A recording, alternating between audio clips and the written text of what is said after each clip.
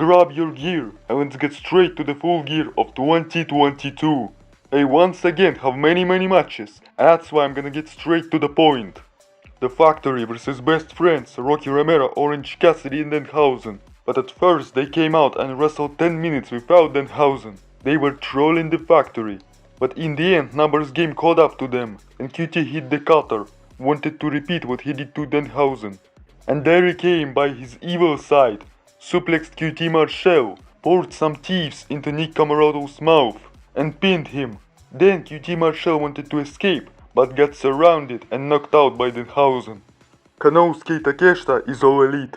Brian Cage takes on Ricky Starks in a semi-final of the tournament.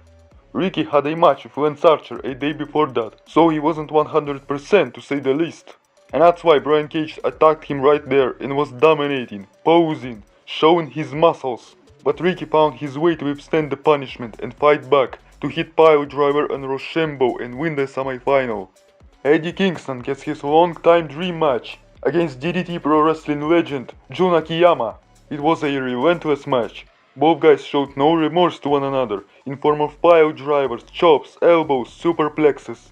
In the end, there was a "I'm sorry I love you" kinda like moment, where Eddie finished Akiyama with one spinning back fist and scored the win. And after it, Kingston and Akiyama had a tremendous respect ceremony. He was as emotional as we've never seen him before. He even took the mic to praise Akiyama, other Japanese legends, and this full gear. And here we go into the show itself. In the first, Luchasaurus and Jungle Man look to put an end to their rivalry inside a steel cage. We start hot. From a booking point of view, this brutal kind of match is fitting great for them, cause they need brutality, and this was class. Jungle Man was bleeding a lot. Christian Cage stole the key from the cage and opened the cage door but was escorted to backstage. And even though they left the cage, but in AEW can't win by escaping the cage, only pinfalls and submissions. Later there was a masterful pile driver, the kill switch, the avalanche neckbreaker from Jungle Boy. Luchasaurus dropped him tombstone pile driver and face first. Then he wanted to put Jungle Boy through the table, but the latter smashed him with the steel chair, jumped from the top of the cage with the elbow drop, and made Luchasaurus tap out from the bulldog choke. What a beautiful happy end for Jungle Boy Jack Perry after months of suffering and humiliations. This must be the end of this long feud. Revenge on Christian Cage is not needed. Death Triangle and the returning Elite look to create a masterpiece together for AEW World Trios Championships. Meanwhile, the Elite came back with a new entrance theme song. Each of these 6 guys are fantastic wrestlers, but for me the most skilled wrestler here is Rey Fenix. Everything he does in the ring is unbelievable. We got enough time to experience a sweet chemistry between them all. Pac and Omega clearly have unfinished business and look to settle the score with one another. Also, there was amazing "See You in Hell" from Matt Jackson, incredible Frankensteiner from Nick Jackson. Pac was offering a hammer to Rey Fenix, but when he had a choice he was always refusing to go this way. But after Pac gave him a hammer again, and he was in a position for one-winged angel, he had no choice but to use it in order to defend himself. And that brought the victory for Death Triangle. Later, Tony Khan decided to make it best of 7 series, so this is gonna be a historic rivalry. Next in line is a unique match.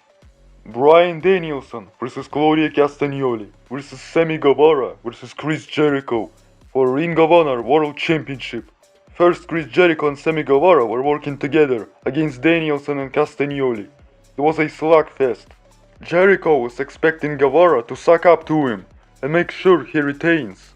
But after his code breaker on Claudio, Sammy interrupted the pin and decided to fight for the title with his boss, who was in a painful double submission hold where Sammy cleared the house, tricked Jericho and got him with GTH and a shooting star press, but somehow the champion kicked out. Claudio showed his incredible strength by dropping Guevara with a military press slam, punching him with a diving uppercut and swinging him around. But Chris found his moment to Judas effect Guevara and Claudio to retain the Ring of Honor World Championship. Being one of the hottest heels in this business at 52 years old is something never seen before. What a legend. Powerhouse Hobbs started attacking Wardlow, who turned his back on Dangerous Samoa Joe, and for that rookie mistake, Joe made him pay the ultimate price.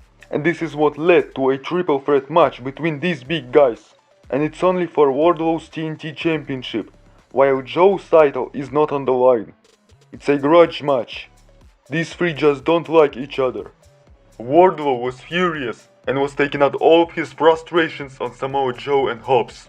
Hobbs dropped him for a spine buster and he still kicked out, and then started his powerbomb symphony.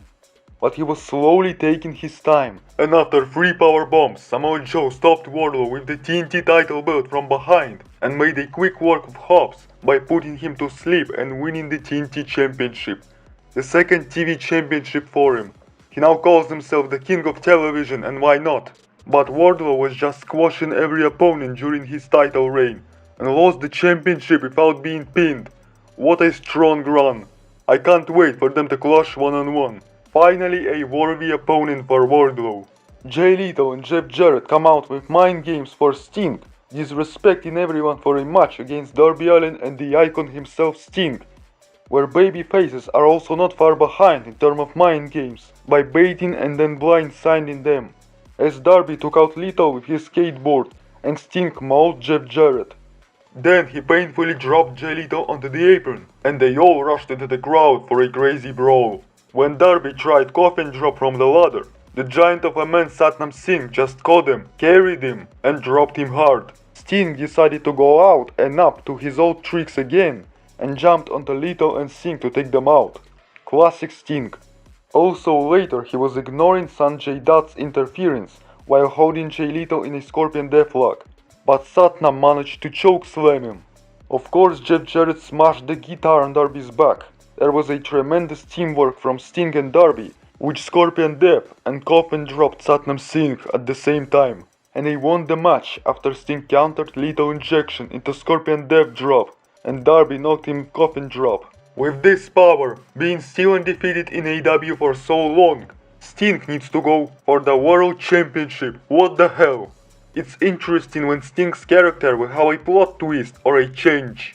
That sneaky, spiteful, toxic rat Swerve and his partner Keith Lee want to get AEW World Tag Team Championships back from the Acclaimed, who came out rapping in a big way.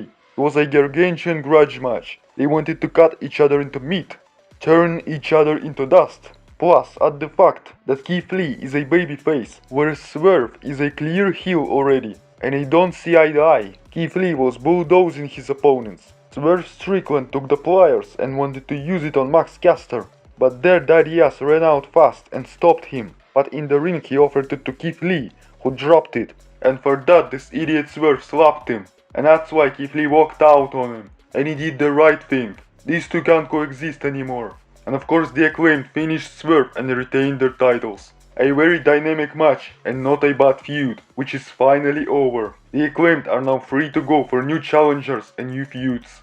MJF, Maxwell Jacob Friedman, looks to fulfill his destiny and win the AEW World Championship from Jon Moxley, and he wants to do it on his own, but Jon does not care about him and is intent to destroy him badly.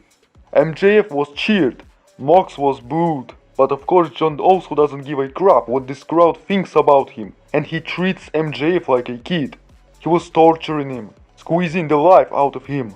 MJF managed to answer on some occasions only by tricking, outsmarting, but more often than not he was suffering. Moxley put MJF right through the table with a pile driver. Maxwell kicked out of the paradigm shift, survived the figure 4 leg lock. Also a thing of beauty was an avalanche paradigm shift from the top.